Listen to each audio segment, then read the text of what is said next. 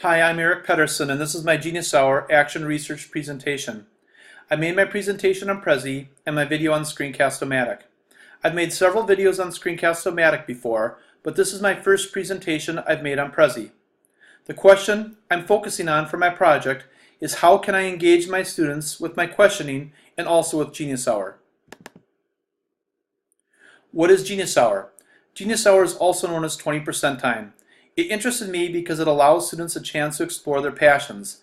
The idea came from Google's 20% time, in which Google allowed their employees an opportunity to work on projects they are passionate about for 20% of their work time. Google found that by doing this, their productivity increased significantly. It's been reported that 50% of Google's new products came from the 20% time, including Gmail and Google Earth. When I first started this project, I had never heard of Genius Hour. The first video I saw on Genius Hour was a quick video explaining what it was. Shortly after that, I watched a Dan Pink video where he explained how Google had used Genius Hour. My interest was piqued, so I started doing research.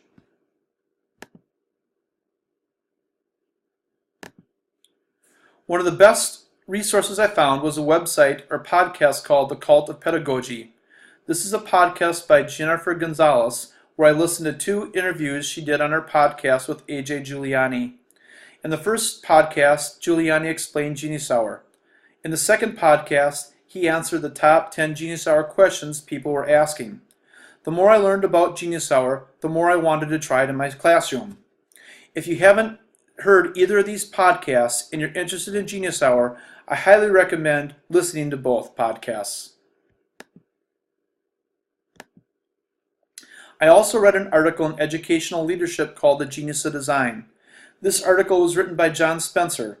Spencer told the story of the first time he used Genius Hour in his classroom over 10 years ago.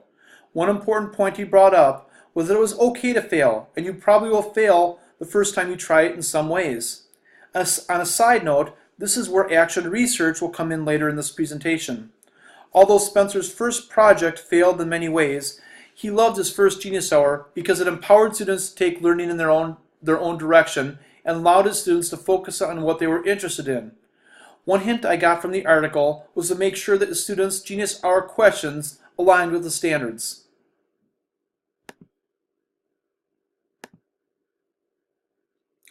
I also started reading other blogs on Genius Hour and recalled earlier readings. Math Johnson describes in this video what I'd like my classroom to look like. Matt Aldrich used a question to engage his students that I want to use with my first Genius Hour. I also got ideas on how to brainstorm and a wonder wall with the students before they start their Genius Hour projects. One article I recalled was a conversation with Sir Ken Robinson where he talked about creativity. 2 of the points he made were that teachers should allow students to study their passion and look for new approaches and ways of thinking.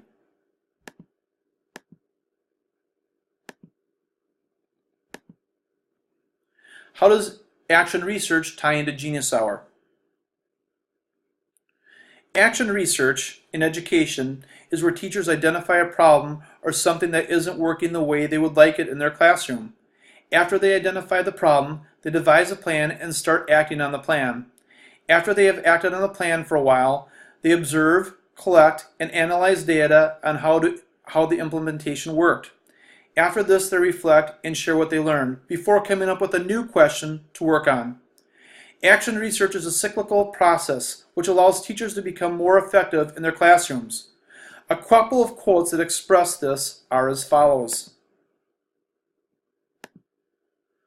The secrets of success in the profession of teaching is to continually grow and learn. Action research is a way for you to continue to grow and learn by using your own experiences. This is a quote on action research from a booklet that was written by Francis Rust and Christopher Clark. Another quote I really liked while doing this project was this one. Action research helps educators be more effective at what they care about most, their teaching and development of their students. This is a quote by in the website Drawn to Science.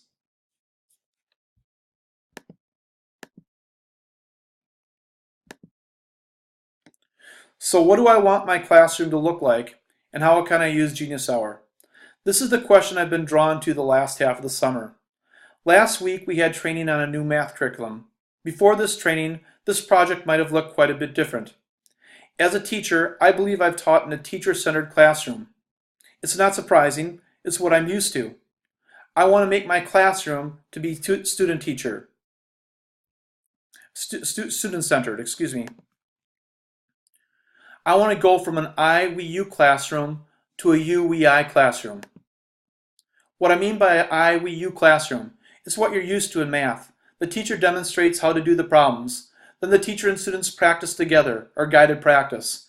And then they have independent practice where the students work on their own.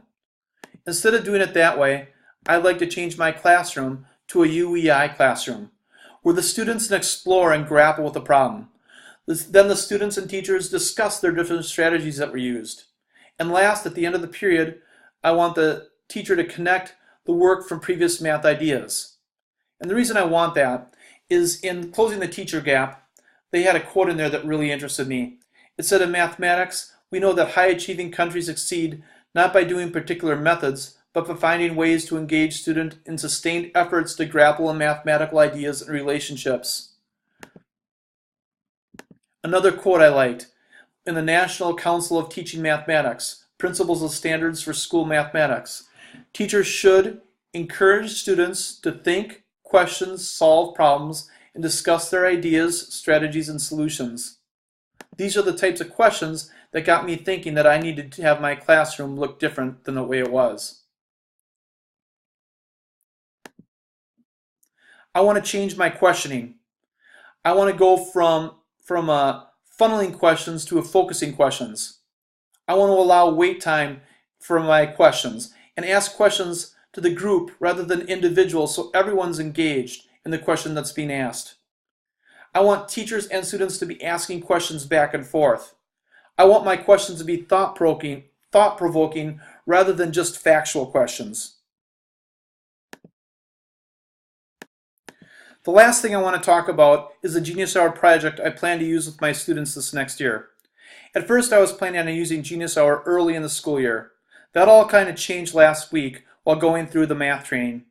After the training, I decided I really wanted to focus on having my students working in groups and my questioning strategies. I want to encourage my students by making them think rather than recite. I also decided to focus on a new book at the beginning of the year because at the end of April and the beginning of May, in math we are testing. In the past, after all the testing was completed, I would have my students work on a road trip project. In this project, my students would budget and plan a road trip and present it on Google Slides. I always loved this project because they stayed engaged in math until the end of the school year. 2 years ago, I left the 7th grade and went into the 8th grade. In the process, I left the project for the 7th grade teachers.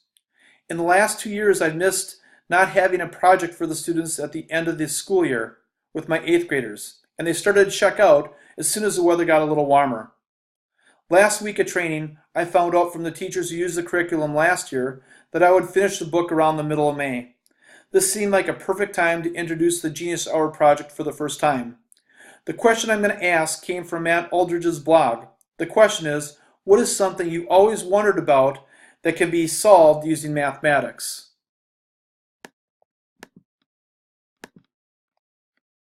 Here's a slide that kind of talks about my Genius Hour project and what I want it to look like. The thing is, this project might not work the way I want it or as the way I planned right away, but that's okay because as a teacher, I realize I'm also a learner, so I can reflect and make changes to it the following year. The last thing I want to talk about in my project is a quote by Joe Bowler, and I found this really profound. There are two versions of math in the lives of many Americans. The strange and boring subject that they encountered in classrooms and an interesting set of ideas that is the math of the real world and is curiously different and surprisingly engaging. Our task is to introduce this second version to today's students, get them excited about math, and prepare them for the future. Last week while we were doing our training, Joe Bowler's name came up quite a bit. different mindsets. And I thought this quote really hit home with me in what I wanted my math classroom to look like. This is my project. It's a little bit tricky to do it on Prezi. My references are all here. And if I click on here, you can actually go to them. If you have any questions, please feel free to ask.